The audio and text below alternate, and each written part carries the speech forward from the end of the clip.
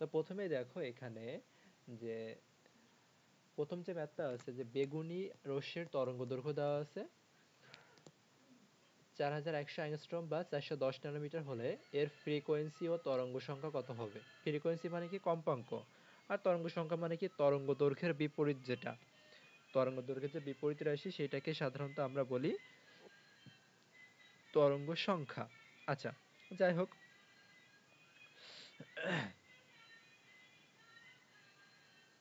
এইখান থেকে আমার চাইছি কি কি আগে সেইটা আমরা একটু দেখব। দেখো ফ্রিকোয়েন্সি মানে হচ্ছে কম্পাঙ্ক, আর তরঙ্গ সংখ্যা মানে কি, তরঙ্গ সংখ্যা মানে হচ্ছে নিউবার। নিউবার মানে কি, নিউবার মানে হচ্ছে 1/λ। দেখো এখান থেকে তোমার তো ল্যামডা দেওয়াই আছে, তরঙ্গ দৈর্ঘ্য মানে কি ল্যামডা, ল্যামডা দেওয়া আছে, ল্যামডার বিপরীতটা করলে তুমি তরঙ্গ সংখ্যা পেয়ে যাবা। ফ্রিকোয়েন্সি মানে কম্পাঙ্ক কি, কম্পাঙ্ক দেখো একটা জিনিস তুমি তো জানো, নিউ সমান সি বাই ল্যামডা। দেখো সি মানে আলোর বেগ, ল্যামডার মান দেওয়া আছে, যে সরাসরি এগুলো বসায় দিতে হবে সমীকরণে, তাহলে কিন্তু হয়ে যাচ্ছে। এখানে করাই আছে দেখো, নিউ সমান সি বাই ল্যামডা, সি হচ্ছে আলোর বেগ, এককটা কিন্তু ঠিক রাখতে হবে। দেখো আলোর বেগে এককে আমরা জানি মিটার পার সেকেন্ড, এখানে কোশ্চেনে তোমার যে একক দেওয়া আছে 410 ন্যানোমিটার অথবা অ্যাংস্ট্রম, যেটাই দেওয়া থাক তোমাকে আগে সেটা মিটারে কনভার্ট করতে হবে। তো তুমি কোশ্চেনে পাইছো ধরো 410 ন্যানোমিটার, এইটাকে যখন তুমি মিটারে কনভার্ট করবা, ন্যানোমিটার মানে কত বলছিলাম প্রিভিয়াস ক্লাসে, 10⁻⁹ মিটার। তাহলে এইটা গুণ করে দিলেই তুমি পেয়ে যাবা মিটার। তাহলে এখানে ক্যালকুলেশন করে ক্যালকুলেটরে করবা যে এত হাজ কম্পাঙ্ক আসতেছে। এবার তরঙ্গ সংখ্যা কি, তরঙ্গ সংখ্যা হচ্ছে তরঙ্গ দৈর্ঘ্যের বিপরীত 1/λ। এখানেও কিন্তু একই, এখানে তুমি এককটা মিটারে নিবা, নিলে তুমি তরঙ্গ সংখ্যার একক পাবা পার মিটারে। তরঙ্গ সংখ্যার কি একক পাওয়া যাবে, তরঙ্গ সংখ্যার এককটা পাওয়া যাবে সাধারণত পার মিটারে। আচ্ছা, এই পর্যন্ত আমরা করে ফেলছি। এরপরে কোশ্চেনটা দেখো, এরপরে কোশ্চেনটাতে বলা হয়েছে তরঙ্গ সংখ্যা এত, মানে পার মিটারে দেওয়া আছে, তার মানে তো বুঝতেই পারতেছো তরঙ্গ সংখ্যা, এর কম্পাঙ্ক কত, এর কম্পাঙ্ক কত। তাহলে দেখো তুমি এখানে সলভ ভুলে যাবা, সলভের দিকে কোনোভাবেই তাকাবা না। তরঙ্গ সংখ্যা মানে জানো হচ্ছে 1/λ, তাহলে এখান থেকে তুমি ডিরেক্টলি ল্যামডা পাচ্ছ, ল্যামডা সমান হচ্ছে 1/ তরঙ্গ সংখ্যা। তাহলে এইটাকে যদি 1/, করে দাও তাহলে তুমি পাবা তরঙ্গ দৈর্ঘ্য। এরপরে তুমি কম্পাঙ্ক বের করবা, কম্পাঙ্ক কি, নিউ সমান সি বাই ল্যামডা, ওই ল্যামডার মানটা এখানে তুমি বসায় দিতে পারো। অথবা আরো সহজ দেখো, এটা তুমি ক্যালকুলেশন না করেও কি করে করবা, ক্যালকুলেশন না করেও কিন্তু করা সম্ভব, কিন্তু এইভাবে করতে হয়, ক্যালকুলেশন করলে একটু বেশি বেটার। তাহলে আবারও বলি, সূত্রগুলা মাথায় রাখতে হবে, যেখানে যাই করো না কেন দেখো সব কিছুর মূলেই কিন্তু আছে সূত্র, সূত্র যদি ভুল হয় তাহলে আমার কিন্তু ম্যাথ কারেক্ট হচ্ছে না। এগুলো সব এমসিকিউ এর জন্য। এইবার যেটা এইখান থেকে তোমার সৃজনশীল শুরু, এইগুলা সৃজনশীলের জন্য, আমার গয়ের জন্য অথবা ঘয়ের জন্য। কি বলছে ভালো করে বুঝবা কোশ্চেনগুলো আগে। একটা রশ্মির তরঙ্গ দৈর্ঘ্য দেওয়া আছে, এর কম্পাঙ্ক তরঙ্গ সংখ্যা গণনা করো এবং বিকিরিত রশ্মির বর্ণ কিরূপ হবে। এইটা সিকিউ এর জন্য না, আমি তো ভাবছিলাম সিকিউ এর কোশ্চেনটাই দিছে, এটা এমসিকিউ এর জন্যই। ল্যামডা দেওয়া আছে, কম্পাঙ্ক তরঙ্গ সংখ্যা বের করতে বলছে, শুধু নতুন একটা জিনিস বলছে, বিকিরিত রশ্মির বর্ণ কি। তা ওই যে বলছিলাম বেনিয়া সহ কলা, ওই সিরিজটা তোমাকে মুখস্থ করতে হবে, কোন তরঙ্গ দৈর্ঘ্যের কি কালার। তাহলে 530টা কার হবে, 530 দেখো এইটা, 500 থেকে 575 বলছিলাম একটাই কালার যদি পড়তে হয় সবুজের বর্ণের পরিসরটাই পড়তে হবে এমসিকিউ এর জন্য। সেটাই দেখো এখান থেকে ম্যাথের মধ্যে দিয়ে দিছে, এমসিকিউ সলভ করবা নিজেরাই। এখানেও সেম জিনিস, না এইটা ঠিক আছে, এই জিনিসটা এখানে ঠিক আছে। আচ্ছা, কি বলছে, লিথিয়াম পরমাণুর তরঙ্গ দৈর্ঘ্য বের দেওয়া আছে, শক্তি বের করতে বলছে, শক্তি এখানে বের করতে বলছে। দেখো তাহলে এখানে তুমি দুইটা ভাবে কিন্তু করতে পারো। দেখো আমরা জানি ই সমান হচ্ছে এইচ নিউ, তা তুমি আগে নিউটা বের করে নিবা, নিউ সমান তো সি বাই ল্যামডা, বের করে নিয়ে এখানে বসাইতে পারো। অথবা তুমি ডিরেক্টলি কি করবা, নিউ মানে এই যে সি বাই ল্যামডা, তুমি এখান থেকে কি বলবা, ই সমান H C divided by lambda, H এর মান বসাবা, এইচ মানে কি প্লাঙ্কের কনস্ট্যান্ট, 6.626 10⁻⁻34। অবশ্যই অবশ্যই এখানে তুমি প্ল্যাঙ্কের ধ্রুবকের এককটা জুল সেকেন্ডে নিবা, আর্গে নিবা না। তাহলে এখানে জুল সেকেন্ড একক এখন দিব না, লাস্টে দিবা। আলোর বেগ কত, 3 × 10⁸ মিটার পার সেকেন্ড। আর নিচে তরঙ্গ দৈর্ঘ্য নিতে হবে মিটারে, কারণ জুলের মধ্যে মিটার আছে, আবার আলোর বেগ তুমি এখানে মিটার পার সেকেন্ড লিখছো, তাহলে এটাকে মিটার করবা। মিটার করা মানে কি 671 ইন্টু 10⁻⁹ মিটার।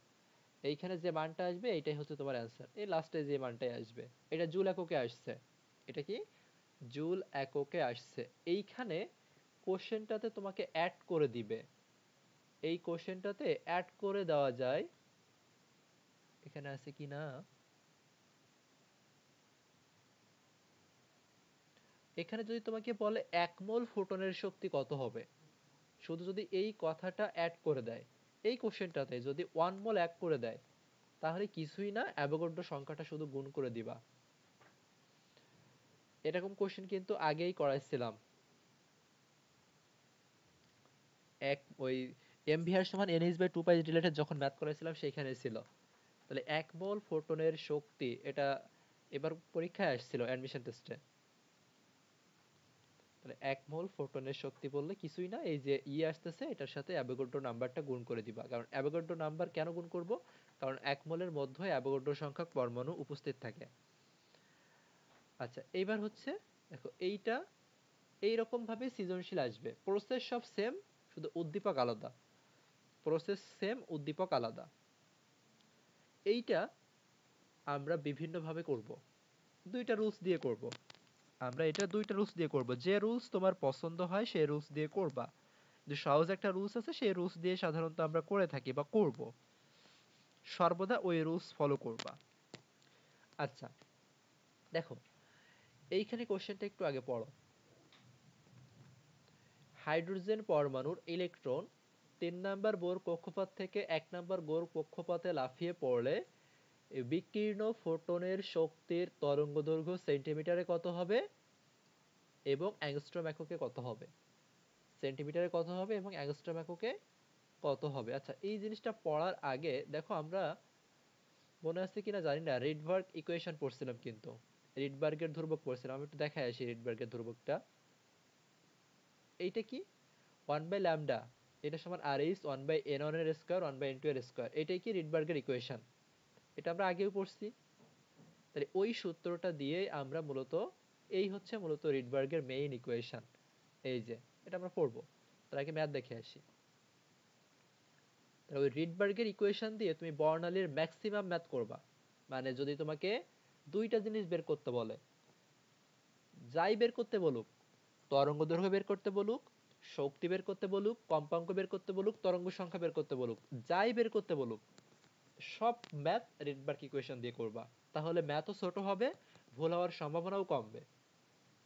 এই নিয়মে যে করতে পারবা না তা না, আমি দুই নিয়মে দেখাচ্ছি, যে নিয়ম পছন্দ হয়, কিন্তু প্রেফারেবল হচ্ছে রিডবার্গের ইকুয়েশন। এই ম্যাথটা শুধু আগে একটু খেয়াল করো, 3 নাম্বার থেকে 1 নাম্বারে আসছে, অথবা 1 থেকে 3, যেখানে যাক কোনো সমস্যা নাই, শুধু মনে রাখতে হবে 3 থেকে 1-এ আসতেছে বা 1 থেকে 3-এ আসতেছে এই নাম্বারগুলা। আচ্ছা, এখন রিডবার্গের ইকুয়েশনটা কি ছিল, নিউ বার মানে হচ্ছে তরঙ্গ সংখ্যা, এইটা মানে হচ্ছে 1/λ, এইটা সমান হচ্ছে আর এইচ 1/n1 এর স্কয়ার মাইনাস 1/n2 এর স্কয়ার।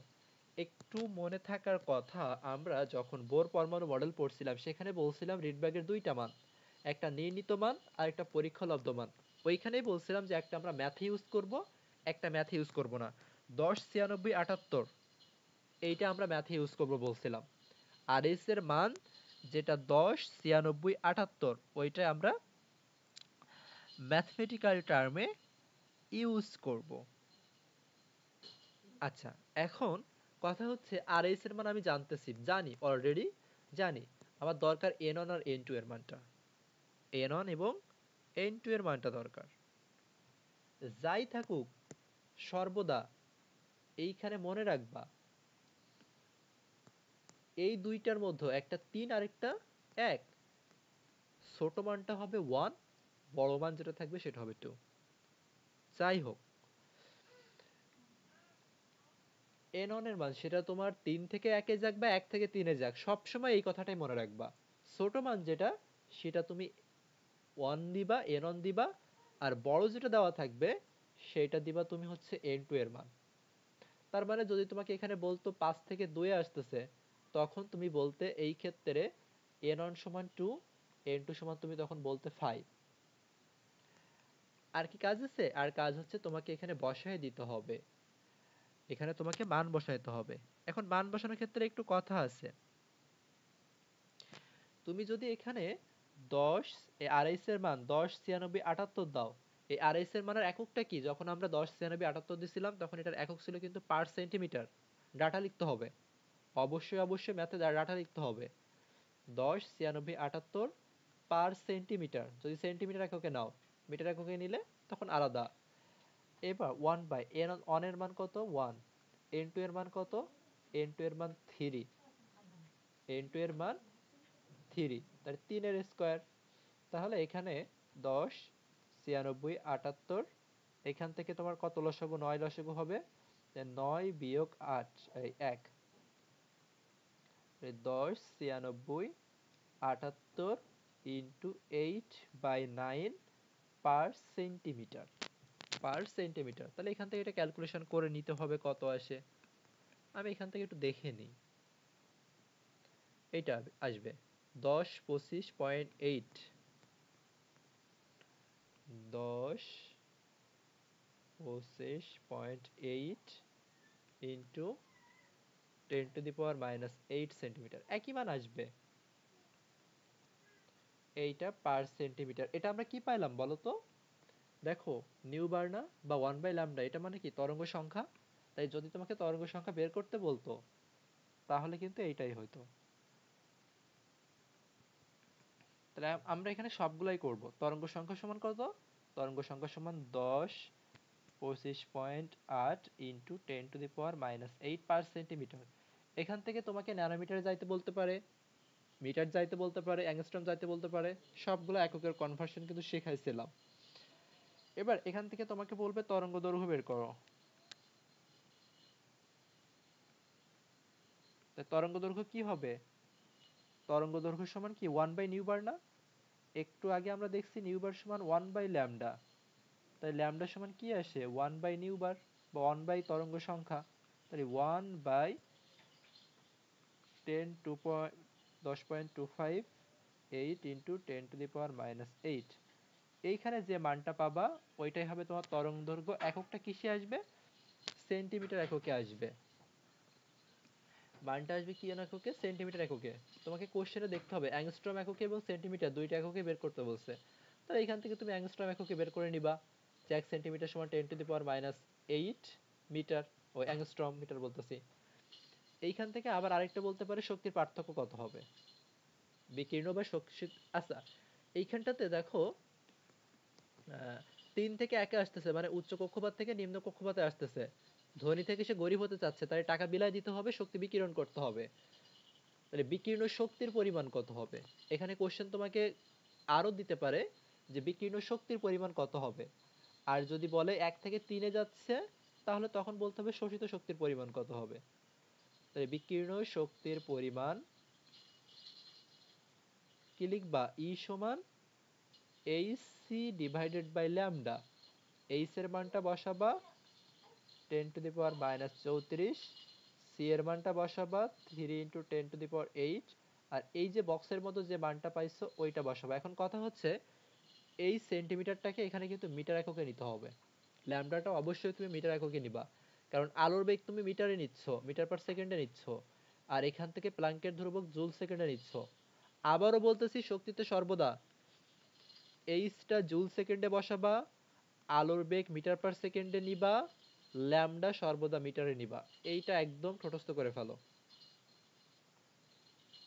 কোনটা কোন এককে নিতে হবে, এটা একদম ঠোঁটস্থ করে ফেলতে হবে।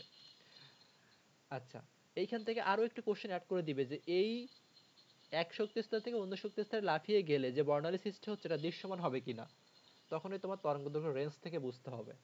ওইরকম কোশ্চেন আমরা পাবো, এখান থেকে দেখে নিব। এবার আসলে এইখানে যে প্রসেসটা আছে, তাহলে এইটাই কিন্তু মেইন প্রসেস, এইটা দিয়েই করবা।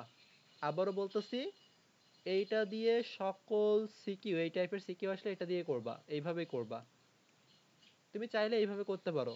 কি বলছে? 3 নাম্বার কক্ষপথ থেকে 1 নাম্বার কক্ষপথে আসছে, তাই 3 নাম্বার কক্ষপথের শক্তি এবং 1 নাম্বার কক্ষপথের শক্তি আলাদা করে বের করবা, বের করে দুইটা বিয়োগ করবা, বিয়োগ করলে আমরা ডেলি পাবো। ডেলি সমান কি এইচ সি বাই ল্যামডা, আমরা কি জানি ডেলি সমান এইচ সি বাই ল্যামডা, সেখান থেকে ল্যামডা বের করবা, ল্যামডা সমান কি এইচ সি বাই ডেলি। তো দেখো এই যে ইএন এর রাশিমালা আমরা এটা জানি -2.18 × 10⁻18 joule, Z square by N square, hydrogen হলে জেড এর মান 1। একবার তুমি 3 বসাবা, একবার তুমি 1 বসাবা। 3 বসালে তুমি E3 পাবা, E3 এর মান এইটা। 1 বসালে তুমি E1 পাবা, E1 এর মান হচ্ছে এইটা। এবারে দুইটা বিয়োগ করবা, বড়টা থেকে ছোটটা, মানে E3 - E1, তাহলে E3 - E1 করবা, করলে এই মানটা আসবে। আবার যখন E1 - E3 করো না, তাহলে কিন্তু পজিটিভ মান আসবে না। এরপরে ডেলি সমান এইচ সি বাই ল্যামডা, তাই ল্যামডা সমান এইচ সি বাই ডেলি, এইখানে ক্যালকুলেশন করবা। এভাবে করলেও করা যায়, কিন্তু সব থেকে বেস্ট ওয়ে হচ্ছে এটা। আচ্ছা, এটাও সেম জিনিস, কিন্তু দেখো প্রথম থেকে 3 নাম্বার কক্ষপথে আসলে শোষিত শক্তি হিসেব করো, এর কম্পাঙ্ক ফ্রিকোয়েন্সি নির্ণয় করো। এইভাবে প্রথমেই তুমি কি বের করবা, ল্যামডা একই মানই আসবে। তারপরে তুমি তরঙ্গ দৈর্ঘ্য বের করবা, তরঙ্গ দৈর্ঘ্যের পরে শক্তি বের করবা, শক্তি বের করার পরে এখানে কম্পাঙ্ক বের করতে বলছে, কম্পাঙ্ক তো এখান থেকে বের করে দিলে হয়, নিউ সমান সি বাই ল্যামডা, শুধু সি বাই ল্যামডা করলে কিন্তু কম্পাঙ্ক বের হয়ে যায়। এই ম্যাথটা ওই প্রসেসে করে দেখাবা, হোমওয়ার্ক থাকলো এটা। এটা 2.35ও সেম, 2.35ও সেম জিনিস, শুধু এক্সট্রা একটু অ্যাড করে দিছে যে এইটা দৃশ্যমান হবে কিনা। তা তুমি একই প্রসেসে, কোন প্রসেস আবারও বলতেছি, রিডবার্গ ইকুয়েশন, রিডবার্গ ইকুয়েশন দিয়েই করবা। এভাবে করতে যেও না, ভুল হয়ে যাবে, ভুল করে ফেলবা।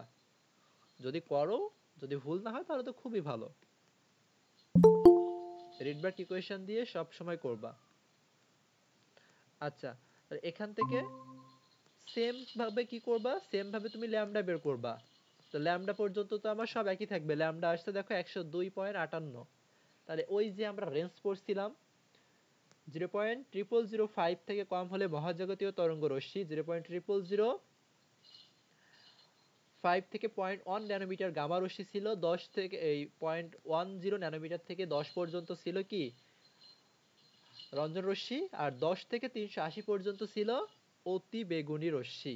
তার মানে 10 থেকে 380 পর্যন্ত ছিল অতি বেগুনির রেঞ্জ। অতি বেগুনির রেঞ্জ কত ছিল, 10 থেকে 380 ন্যানোমিটার পর্যন্ত। এই 110 তো তার মধ্যে, 102 তো এই রেঞ্জের মধ্যে আছে। তার মানে এইটা হবে হচ্ছে অতি বেগুনি অঞ্চলের। এরপরে এর সাথে আরো অ্যাড করে দিবে, তোমার কোশ্চেন এখানে শেষ হবে না, ঘয়ে আসলে বলবে এই, আমি এখানে বলি কোশ্চেনটা কোথায় ছিল, কোশ্চেনটা এখানে ছিল, এই যে আলোকরশ্মি দৃশ্যমান হবে কিনা, বা এইখানে আরো বলবে কোশ্চেনে, যে অঞ্চলে বিদ্যমান এই ধাপান্তরের ফলে নির্গত আলোকরশ্মি, আমি এইখানে লিখে দিই, যে অঞ্চলে বিদ্যমান সেই অঞ্চলের ব্যবহার লিখো, বা সেই অঞ্চল দিয়ে কি কি করা যাবে। তাহলে তোমাকে অঞ্চল বলতে তোমার ওই যে এটা অতিবেগুনি অঞ্চল, এবার অতিবেগুনির ব্যবহার লিখতে হবে, যে জন্য ছক মুখস্থ করতে বলছি। মেইনলি জাল টাকা, জাল পাসপোর্ট শনাক্তকরণে এটা ব্যবহার করা হয়। এই যা যা ম্যাথ এখানে এতক্ষণ করলাম, এর মধ্যে লাস্টের এই ম্যাথটাই, মানে সবগুলো ম্যাথই সেম, এই ম্যাথটা করলে মোটামুটি সবগুলো কমপ্লিট হয়ে যায়। এবার তোমাদের হোমওয়ার্ক আমি এখানে দিই, এগুলা করবা। আগে একটা হোমওয়ার্ক বলছি, আর এখান থেকে যেগুলো করবা, এই টেক্সট বুকের ভিতরের ম্যাথগুলো থেকে কিন্তু কোশ্চেন আসে এমসিকিউতে। 2.15 করবা,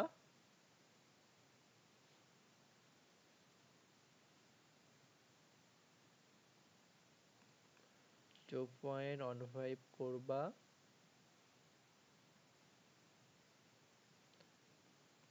2.16 করবা, 15 16 24, 15 16 এবং 24, বাকি সবগুলো সেম, এটা করলে হয়ে যাবে। আর এই পেজ থেকে করবা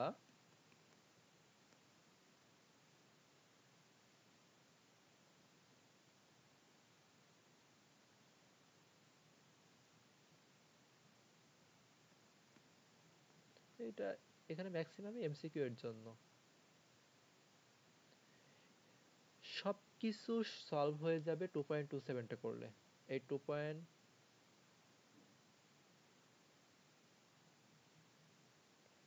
একই তো সব। মনে করলাম এখানে আলাদা দেওয়া আছে, তা কোনো কিছুই তো আলাদা দেওয়া নাই। এই খ করবা,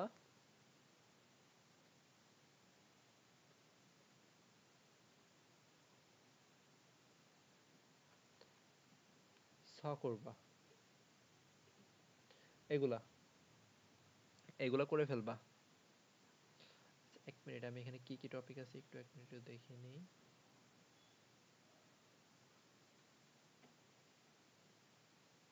এখনো দেখো রিডবার্গের আরো কিছু ম্যাথ আছে। রিডবার্গ ইকুয়েশন কিন্তু আমরা ওই সলভ করে কি দিয়ে করছি, সব রিডবার্গ ইকুয়েশন দিয়ে করছি। তাহলে এইটুকু পড়ে ফেলি, থিওরিটিক্যাল টপিকগুলো আমরা একটু পড়ে ফেলি এখানে। আলো সম্পর্কিত প্ল্যাঙ্কের কোয়ান্টাম তত্ত্ব, আলো সম্পর্কিত প্ল্যাঙ্কের কোয়ান্টাম তত্ত্ব, এগুলা কিন্তু ম্যাথমেটিক্যাল টার্মের জন্য না, এটা থিওরি এমসিকিউ এর জন্য আসতে পারে এগুলা। তো এখান থেকে কোন কোনগুলা লাগবে বা কতটুকু পড়বা, প্রথমে হেডলাইনটাই কিন্তু এমসিকিউ, যে কোয়ান্টাম তত্ত্ব কে দিচ্ছে, ম্যাক্স প্ল্যাঙ্ক, হেডলাইনটা এমসিকিউ। আচ্ছা, এই কোয়ান্টাম শক্তিটা কি? কোয়ান্টাম শক্তিটা হচ্ছে একটা ফোটনের গুচ্ছ বা ক্ষুদ্র কণা বা ফোটনের গুচ্ছ। দেখো আমরা ই সমান এইচ নিউ পড়ছিলাম, তাহলে ই এর সাথে মানে শক্তির সাথে কম্পাঙ্কের সম্পর্ক কেমন ছিল, সমানুপাতিক না? সেটা এখানে কিন্তু লিখছে যে শক্তির সাথে কম্পাঙ্কের সম্পর্ক হচ্ছে সমানুপাতিক।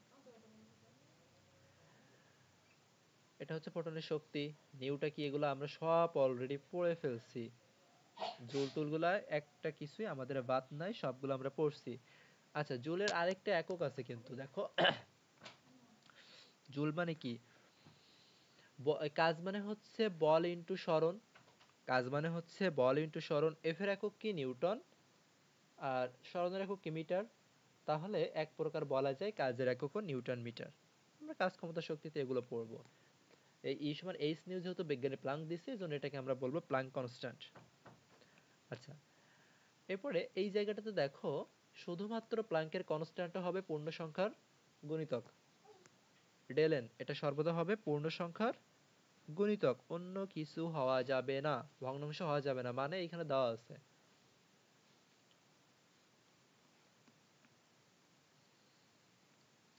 কোন বস্তু কর্তৃক শক্তির পরিমাণ হবে, দেখো সব পূর্ণ সংখ্যা, 1h new, 2h new, 3h new, 4h new হবে, কিন্তু এই ভগ্নাংশ হবে না।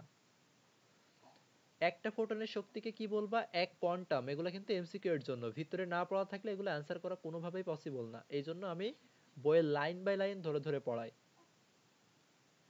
কেন জানো? কারণ তুমি যদি ডিপ লেভেলে জানো, সহজ জিনিস তুমি খুব সহজে অ্যান্সার করতে পারবে, কিন্তু তুমি ভাষা ভাষা পড়ে যাচ্ছ, এক দুই লাইন একটা পেজ থেকে পড়তেছো, তুমি কখনোই ওই ওই লাইনটাও তুমি মনে রাখতে পারবা না। এই জন্য ডিপ লেভেলে, যত ডিপ লেভেলে যাওয়া যায় সবই পড়তে হবে। ঠিক তেমনি এক মোল ফোটনের শক্তিকে কি বলতেছে, দেখো একটা ফোটনের যে শক্তি তাকে বলতেছে কিন্তু এক কোয়ান্টাম, আর এক মোলের যেটা সেটাকে বলতেছে এক আইনস্টাইন। আর এক আইনস্টাইন মানে কি, এক আইনস্টাইন মানে ছিল এক মোল না? এক মোলের মধ্যে কতটা অণু থাকে, অ্যাভোগাড্রো সংখ্যক অণু থাকে। সেজন্য কিন্তু দেখো এখানে বলা হয়েছে এক আইনস্টাইন মানেই হচ্ছে অ্যাভোগাড্রো সংখ্যক কোয়ান্টা।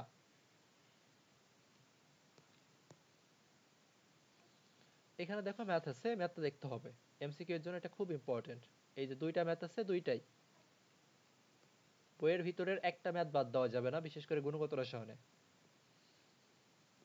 সব রাইটের সব অধ্যায়ের ক্ষেত্রে আমরা টেক্সট বুকের ম্যাথ করব, আমি মেইন মেইন ম্যাথগুলো বলে দিব, বাকিগুলা হোমওয়ার্ক। দেখো, সেনাবাহিনীর রাডার তরঙ্গদৈর্ঘ্যের ফ্রিকোয়েন্সি হলে জুল এককে শক্তি কত হবে, এটা খুবই ইজি। জুল এককে শক্তি কত হবে, তা তুমি তো ই সমান এইচ নিউ করেই তুমি জুল এককে শক্তিটা বের করে ফেলতেছো, এটাতে কোনো অসুবিধা নাই। মেইন জিনিস হচ্ছে এটা, কিলোজুল পার মোল এককে শক্তি কত হবে। দেখো, বলছে মোলে, আবার বলছে কিলো জুলে, তাহলে এখানে জুল থেকে কিলো যাইতে গেলে কি 1000 দিয়ে ভাগ, এটাতে কোনো সমস্যা নাই, এটাতে কোনো সমস্যা দেখতেছি না। আচ্ছা, দেখো এখন আমি একটু তোমাদের একটু খুব ভালো করে এটা একটু নলেজটা দিই। 1 মোল ফোটন, এক মোল ফোটন বা যত মোলই বলো না কেন, এক মোল যদি হয় ফোটন বা ইলেকট্রন বা যেটাই হোক, অণু পরমাণু যাই বলো না কেন, 1 মোল মানে সেখানে কি থাকবে, অ্যাভোগাড্রো সংখ্যক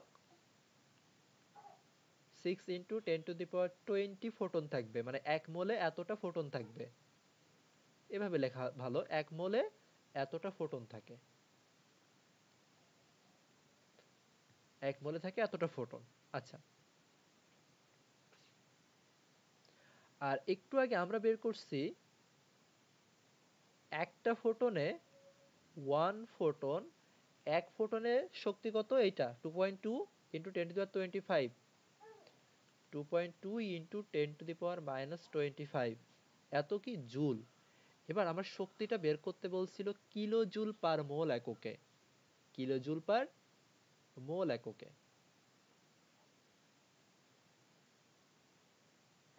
তাহলে এই জুল থেকে তুমি আগে কিলো করবা, কিলো করার জন্য কি আগে তুমি 1000 দিয়ে ভাগ করবা এটাকে, তো 1000 দিয়ে ভাগ করলে কি পাবা, এখানে 2.2 × 10⁻28 পাবা, এত কিলো জুল পাবা। এবার বলছে মোল নিয়ে আসতে, তো দেখো এই ফোটনের জায়গায় তুমি পাচ্ছ কি, একটা ফোটনের জায়গায় পাচ্ছ 2.2 × 10⁻25, এই ফোটনের পরিবর্তে তুমি কি বসাবা, এই ফোটনের জায়গায় তুমি কি বসাবা, এখানে দেখো কি ছিল, 6 × 10⁻23 ফোটন, তাহলে এই ফোটনের জায়গায় এই ফোটনের যে মানটা এইটাই বসাই দিবা না, তার মানে কি এইটার সাথে এইটা গুণ করতে হবে, 6 × 10⁻23 × 2.2 × 10⁻28 এটা গুণ করে দিবা, তাহলে আলটিমেটলি পাবা হচ্ছে কিলো জুল পার মোল, আলটিমেটলি কিলো জুল পার মোল। তাহলে বুঝতে পারছো তো কি করবা, মানে সহজ কথা, মোলে বের করতে বললে অ্যাভোগাড্রো সংখ্যা গুণ করতে হবে, মোলে বের করতে বললে অ্যাভোগাড্রো সংখ্যা গুণ করে দিবা, শেষ। আর কিলো বলছে বলে 1000 দিয়ে ভাগ। একটু ডিটেলসে বোঝালাম এখানে কেন আসছে ওই জিনিসটা, এটা আশা করি পারবা, এটা তো সিম্পল জিনিস। এখান থেকে যদি ম্যাথ করতে চাও, ম্যাথ করবা কোনটা, এখান থেকে 2.29, যা হোমওয়ার্ক দিচ্ছি সবই করা লাগবে। দৃশ্যমান আলো ও বর্ণালী, এরপরের টপিক হচ্ছে দৃশ্যমান আলো ও বর্ণালী। আচ্ছা, এগুলা আমাদের বুঝতে হবে, কিছু কিছু জিনিস বোঝার আছে, এত কিছু তো বাংলা বাংলি লেখা পড়া তো সম্ভব না, পরীক্ষায় মনেও রাখা সম্ভব না, ঠিক যতটুকু মনে রাখার প্রয়োজন আমি ঠিক ততটুকুই মার্ক করে দিব, অতটুকুই পড়বা। প্রথমত এটা তুমি জানোই বা পড়ে আসছি আমরা, দৃশ্যমান আলোর তরঙ্গদৈর্ঘ্যের রেঞ্জ কত, 380 থেকে 780 ন্যানোমিটার, 380 থেকে 700 ন্যানোমিটার, 780 ন্যানোমিটার, এই পর্যন্ত। এরপর এখান থেকে যা যা পড়তে হবে দেখো, রংধনুতে আমরা টোটাল 7টা কালার পাই, সূর্যের আলোর বিস্ফোরণের ফলে সৃষ্ট বিভিন্ন বর্ণের সমাবেশ, এই যে 7টা কালার কিভাবে পাই আমরা, সূর্যের আলো থেকেই পাই, সূর্যের আলো যখন কোনো প্রিজমের মধ্য দিয়ে যায় তখনই আমরা 7টা কালার দেখতে পাই। রংধনু কেন সৃষ্টি হয়, ওই সূর্যের আলোটা যখন বৃষ্টির পানিতে পড়ে তখন এই বৃষ্টির পানিগুলো প্রিজমের মতো আচরণ করে, সেইখানে 7টা কালার হয়, সেই জন্য আমরা ওই 7টা কালারই দেখতে পাই। তাহলে বর্ণালী সৃষ্টির মূল উৎসটা কি, মূল উৎস কিন্তু এখানে সূর্য। তাহলে বর্ণালী মানে কি, বর্ণালী মানে হচ্ছে একটা সমাবেশ, কার সমাবেশ, অনেকগুলো বর্ণের সমাবেশ, এখানে অনেকগুলো বর্ণের সমাবেশ, 7টা বর্ণের সমাবেশ এখানে বলা হবে। এই যে দেখো, সূর্যের আলো প্রিজমের মধ্যে নেওয়া হচ্ছে, নেওয়ার পর একটা পর্দার উপরে ফেললে 7টা কালার দেখা যাচ্ছে এখানে। এখন এখান থেকে তোমার এমসিকিউ আসবে যে বর্ণালী সাথে রিলেটেড কি কি, আর এটা কিন্তু অবিচ্ছিন্ন, বিচ্ছিন্ন মানে কি, এলোমেলো, আর অবিচ্ছিন্ন মানে সাজানো। দেখো এই যে 7টা কালার এটা কিন্তু একদম সাজানো থাকে, ভিপজিওর একদম সিরিয়ালি থাকবে 7টা, বেগুনি, নীল, আসমানি, সবুজ, হলুদ, কমলা, লাল, একদম এলোমেলো হয় না কিন্তু, তার মানে এটা হচ্ছে সাজানো, অবিচ্ছিন্ন মানে তো সাজানো, আর বিচ্ছিন্ন মানে এলোমেলো। আচ্ছা, তাহলে বলবে যে বর্ণালীর সাথে রিলেটেড কি, বর্ণালী মাপার যন্ত্রটাকে তুমি কি বলবা, স্পেকট্রোমিটার, বর্ণালী মাপার যে যন্ত্র তাকে বলবা স্পেকট্রোমিটার। এইখানে থাকবে হচ্ছে আমাদের একটা প্রিজম, বর্ণালী রেকর্ড করার জন্য থাকবে একটা ফটোগ্রাফিক প্লেট, এই ফটোগ্রাফটাকে বলা হবে স্পেকট্রোগ্রাফ। তার মানে এই যে 7টা কালার পর্দার উপর যে ফেলতেছো এটাই হচ্ছে স্পেকট্রোগ্রাফ। আর এই পর্দাটাই হচ্ছে ফটোগ্রাফি প্লেট ধরো, আর একটা এই যে প্রিজম থাকবে, আর যন্ত্রটা যেটা এটাকে আমরা স্পেকট্রোমিটার বলবো। আচ্ছা, এখানে দেখো বর্ণালীর মধ্যে একটা আছে পারমাণবিক বর্ণালী। এখান থেকে শুধু পড়বা পারমাণবিক বর্ণালীটা হচ্ছে রেখা বর্ণালী, আর কিচ্ছু না। মানে এখানে সৃষ্টি হবে কোন জায়গা থেকে, এটা হবে অবিচ্ছিন্ন। অবিচ্ছিন্ন না, মানে এরা কিন্তু বিচ্ছিন্ন, এলোমেলো। পারমাণবিক বর্ণালী কিন্তু একটু আগে যে সূর্যরেখার যে বর্ণালী চিত্র দেখছো এটা কিন্তু একই না। পারমাণবিক বর্ণালী মানে যেটা পরমাণু থেকে সৃষ্টি হবে, এটা হবে বিচ্ছিন্ন। এই যে পারমাণবিক বর্ণালী সৃষ্টি হবে কিভাবে, পারমাণবিক বর্ণালী সৃষ্টি হবে যে পরমাণু হতে। এই এতটুকু পড়বা, এর বেশি না। পারমাণবিক বর্ণালী পরমাণু হতে সৃষ্টি হবে। আচ্ছা, তারপর দেখো এখানে আরেকটা কথা আছে, বর্ণালীতে যে সমস্ত যৌথ লাইন দেখা যায় তারা কি, এরা হচ্ছে আণবিক বর্ণালী। তার মানে আণবিক অণু কিভাবে তৈরি হয়, অণু তৈরি হয় দুইটা পরমাণু মিলে না, তা পরমাণু দুইটা পরমাণু মিলে যুক্ত হচ্ছে, তার মানে যৌথ অবস্থা হচ্ছে না, তাহলে যৌথ মানে সেখানে অণু আসবে। এইভাবে মনে রাখবা, এর ভিতর থেকে আর কিছুই দরকার নাই। সোডিয়াম থেকে সোনালী হলুদ এটা অনেকবার পড়বা। পটাশিয়াম এগুলো আমরা পরে পড়বো, এটা হচ্ছে শিখা পরীক্ষা, এটা আমরা পরে পড়বো। পারমাণবিক বর্ণালী মেইনলি এখানে বলছে দেখো দুই প্রকার, একটা বলছে আলো বিস্ফোরণ বর্ণালী, আর একটা আলো শোষণ বর্ণালী। এখন প্র্যাকটিক্যালে দেখো, তোমরা একটা ব্ল্যাকবোর্ড বা কালো কোনো কিছুর উপরে টর্চ লাইট দাও, দেখবা আলো কিন্তু রিফ্লেক্ট করতেছে না, রিফ্লেক্ট করতেছে না। কিন্তু তুমি এই যে কাচের যে আয়নাগুলো আছে সেখানে লাইট দিবা, টর্চ দিবা, দেখবা রিফ্লেক্ট করতেছে। এখন কালো জিনিসটা কেন এটা রিফ্লেক্ট করলো না, কালো কালো জিনিসগুলো শোষণ করবে। তাহলে আলো শোষণ যারা করবে তারা হবে কালো, আর যারা ছড়াই যাবে তারা হবে উজ্জ্বল বর্ণের। উজ্জ্বল বর্ণগুলো ছড়াই যায় আর কালোটা কিন্তু শোষিত হয়। তাহলে এই পারমাণবিক বর্ণালী আলো বিস্ফোরণ বর্ণালী একটা, আলো শোষণ বর্ণালী একটা। শোষণ বর্ণালীটা কালো বর্ণের, বাকি সব হচ্ছে উজ্জ্বল বর্ণের, বাকিগুলো সব উজ্জ্বল বর্ণের। আচ্ছা, এ পর্যন্ত আমরা পড়লাম। এবার আসো এই দুইটার ডিটেলস একটু জানতে হবে। এখন এই দুইটার ডিটেলস জানার আগে বর্ণালীর আরো কিছু ক্লাসিফিকেশন আছে, সেগুলো আমরা একটু দেখব, এমসিকিউতে আসতে পারে। সেটা হচ্ছে গঠন অনুসারে বর্ণালী কত প্রকার।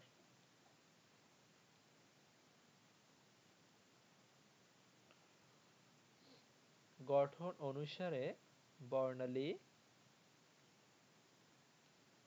3 প্রকার। একটা হচ্ছে আমরা যেটা পড়ছি পারমাণবিক বা রেখা বর্ণালী। পারমাণবিকের আরেকটা নামই কিন্তু রেখা বর্ণালী। এই অপর নামগুলো এমসিকিউ এর জন্য খুব ইম্পর্টেন্ট।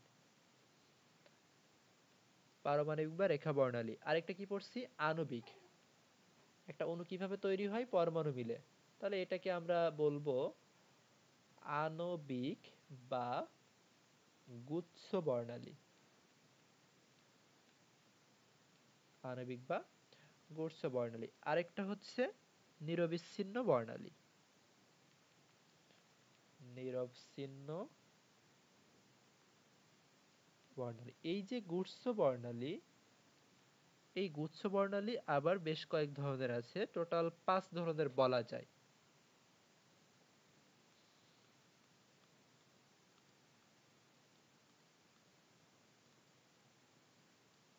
কি কি, মাইক্রোওয়েভ,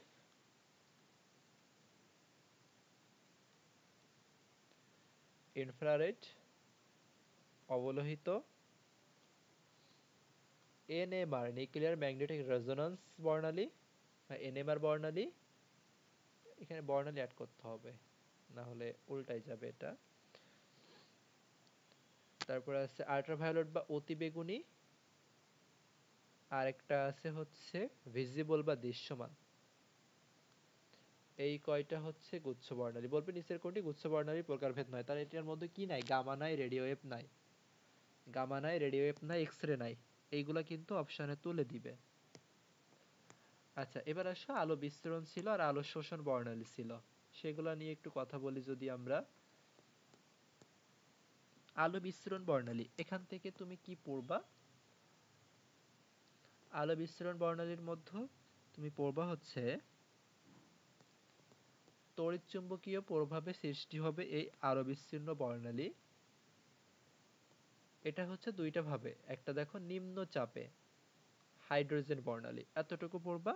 নিম্ন চাপে কার হবে? হাইড্রোজেন বর্ণালী। এটার কালার আছে, কালারটা হচ্ছে গোলাপি। গোলাপি তো দিচ্ছে নাকি অন্য কিছু দিচ্ছে? এই যে, তাহলে এখানে কোশ্চেন আসবে যে হাইড্রোজেনের বর্ণালী কেমন? হাইড্রোজেনের বর্ণালীটা হচ্ছে গোলাপি, এতটুকু পড়তে হবে। তাহলে হাইড্রোজেন বর্ণালীটা সৃষ্টি হবে নিম্ন চাপে, হাইড্রোজেন বর্ণালীটা সৃষ্টি হবে নিম্ন চাপে, এবং কালারটা হবে কি? পিঙ্ক বা গোলাপি, পিঙ্ক বা গোলাপি।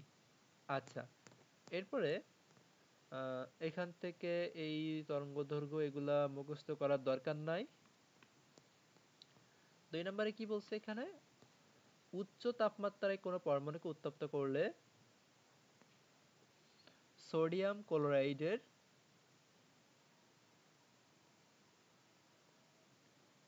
এরকম কোশ্চেন আসবে যে সোডিয়াম ক্লোরাইড থেকে বর্ণালী পাওয়া যাবে কোন তাপমাত্রায়? সেটা হবে উচ্চ তাপমাত্রায়, বাষ্পীভূত হয়ে যাবে, বাষ্পীভূত সোডিয়াম আয়নটা পাওয়া যাবে। আচ্ছা, আলো শোষণ বর্ণালী, প্রথমত আলো শোষণ বর্ণালীটা কি হবে? গ্যাসীয় পদার্থগুলা, গ্যাসীয় বা বাষ্পীয় অবস্থায় পাওয়া যাবে। দৃশ্যমানই তো হবে, এগুলা সবই তো দৃশ্যমান, না হলে তো আমরা বর্ণালী দেখতে পাই না। বর্ণালী মানে সেটা দেখা যাবে, বর্ণালী মানে সেটা দেখা যাবে। আচ্ছা, এখানে দেখো স্পেকট্রোমিটারে যদি তুমি এই আলোক শোষণ বর্ণালীটা দেখো, তখন তুমি কি কালার পাবা? কালো কালার পাবা, কালো বর্ণের কালার পাবা। এরপরে দেখো এখান থেকে এটা পড়তে হবে সোডিয়াম ক্লোরাইডের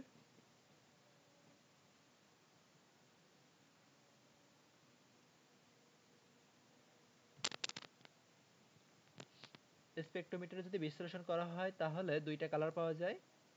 এটা মনে রাখবা যে এরকম কোশ্চেন আসবে, সোডিয়ামের তরঙ্গদৈর্ঘ্য কত?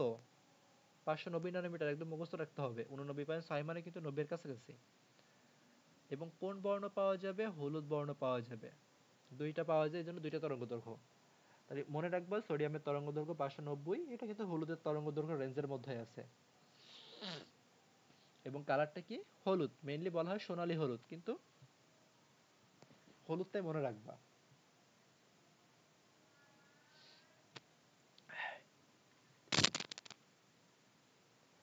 এবার হাইড্রোজেন পারমাণবিক বর্ণালীর ব্যাখ্যাটা কি? এটা একবার বোর্ড কোশ্চেনে আসছিল। তো এটা খুবই সহজ, কঠিন কিছু না। দেখো, রিটেনে আসলে এগুলাই লিখতে হবে, খুবই সিম্পল কতগুলো কথা আছে। উচ্চ শক্তির প্রভাবে হাইড্রোজেন প্রথমে H2 প্রথমে হাইড্রোজেন পরমাণুতে পরিণত হবে। উচ্চ তড়িৎ শক্তির প্রভাবে প্রথমে হাইড্রোজেন পরমাণুতে পরিণত হবে, পরবর্তীতে ওই অসংখ্য হাইড্রোজেন পরমাণু ইলেকট্রন শোষণ করবে, শোষণ করে উচ্চ শক্তি স্তরে লাফিয়ে যাবে, নিম্ন শক্তি স্তর থেকে উচ্চ শক্তি স্তরে লাফিয়ে যাবে। এরপরে তুমি যে বাইরে থেকে তড়িৎ শক্তি দিচ্ছিলে, ওইটা যখন তুমি সরাই নিবা, তখন ওই উচ্চ শক্তি স্তরে, আমি যদি একটু সহজে বুঝাই, এই ধরো নিম্ন শক্তি স্তর, এটা ধরো উচ্চ শক্তি স্তর, তুমি বাইরে থেকে শক্তি দিবা, এখান থেকে ইলেকট্রন হাইড্রোজেন পরমাণুগুলা লাফিয়ে লাফিয়ে এখানে চলে যাবে। এই শক্তি তুমি সরাই দিবা, এখানে তো সে থাকতে পারবে না, কারণ শক্তির উৎস নাই, এখান থেকে সাপোর্ট দেওয়ার কেউ নাই। তা না দিলে কি হবে? এই শক্তি ছাড়াই দিবে, এই শক্তি বাইরে বের করে দিবে, শক্তি বিকিরণ করবে।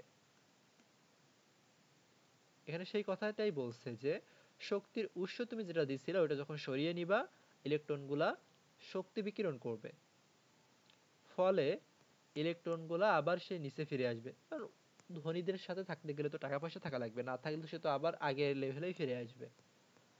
তখন অসংখ্য হাইড্রোজেন পরমাণু বিভিন্ন উচ্চ শক্তি স্তরে, অনেক হাইড্রোজেন পরমাণুর উচ্চ শক্তি স্তরে ইলেকট্রন একই নিম্ন শক্তি স্তরে ফিরে আসবে, ফলে বর্ণালীর পাশাপাশি রেখাগুলো বিভিন্ন দৈর্ঘ্যের হবে।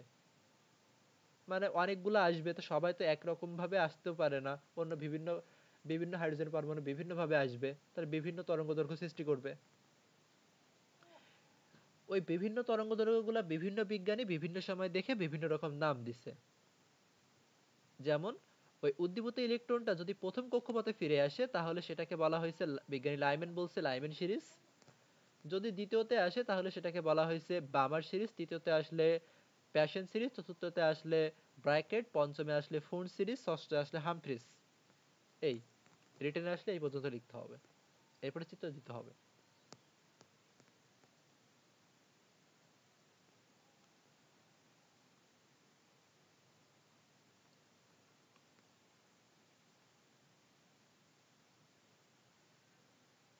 বামার সিরিজ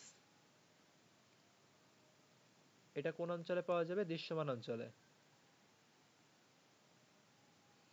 লাইম্যান সিরিজ কে নামকরণ করছে? বিজ্ঞানী লাইম্যান নামকরণ করছে। কত খ্রিস্টাব্দে? এসবগুলা আর এর ভিতর থেকে তেমন কিছু আসবে না।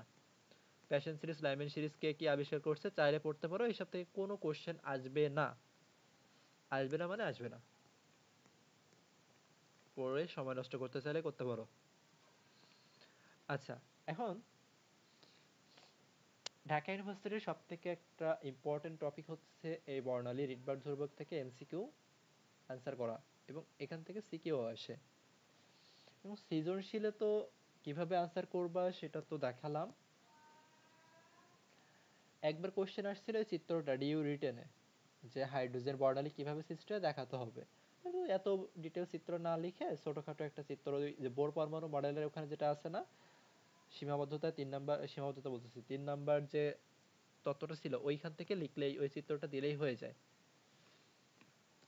সে ভার্সিটির সময় পড়লেই হবে। আজকে মনে করছিলাম শেষ করবো, তা তো হলোই না। এই এই সিরিজগুলো কি করে বের করতে হয় এগুলো খুব ইম্পর্টেন্ট জিনিস, বর্ণালীটা মোস্ট ইম্পর্টেন্ট জিনিস।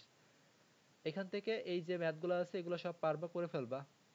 দেখো আজকে ম্যাথমেটিক্যাল টার্মস যেহেতু করতেছে এগুলো করি, ওটা অন্যদিন করব। এখানে বোর্ড কোশ্চেন দেখো, বি শক্তি স্তরে, বি মানে কি 2, তৃতীয় বর্ণালী রেখার তরঙ্গ দৈর্ঘ্য কত হবে?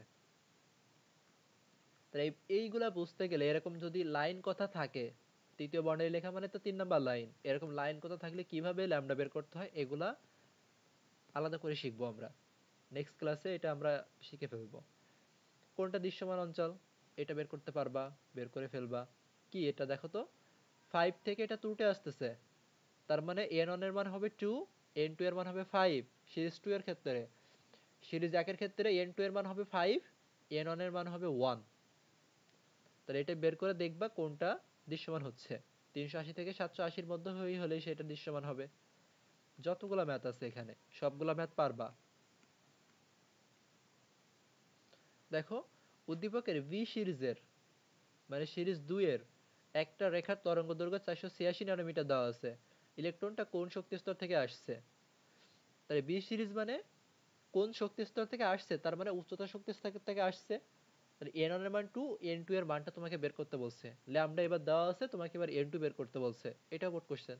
এই যে n2 বের করে ফেলবা এভাবে। ভাই ওই চিত্র কি দেওয়া থাকতো নাই? কোশ্চেন দেওয়া থাকবে, কোশ্চেনে তো এই উদ্দীপক দেওয়া থাকবে। এরা উদ্দীপক না এটা। এরপরে কি তৃতীয় লাইনে ঠিক থাকা আছে। এই কথাগুলো আমরা নেক্সটে দেখবো। কিন্তু সব একই ম্যাথ, অনেক ম্যাথ আছে এখানে। এর মধ্যে থেকেও ম্যাথ করে ফেলবা যদি সম্ভব হয়। এগুলো আমাদের পড়া হয়ে গেছে, সব টাইপের ম্যাথ করা কমপ্লিট।